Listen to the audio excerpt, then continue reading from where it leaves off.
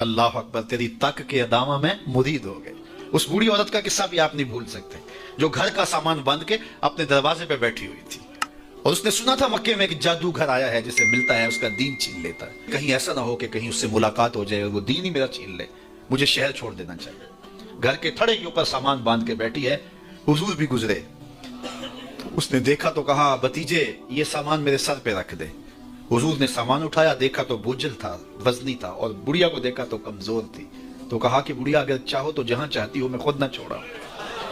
उसने कहा इससे बड़ी मेहरबानी क्या होगी। हुजूर ने सामान उठाया हुआ है और बुढ़िया से बातें भी करते जा रहे हैं। तो बुढ़िया को कहा क्यों जा रही है। उसने कहा कि सुना है यहाँ एक जादूगर है जो लोगों का धर्म लूट लेता है, लोगों का दीन लूट लेता है। मैंने सारी जिंदगी बुतों से वफा की है, मेरे अब्बा अजदाद ने बुतों से वफा की है। मैं चाहती हूँ दीन अजदाद हाथ से छूट न जाए, आखिर शहर में रहती हूँ कहीं मिल न जाए।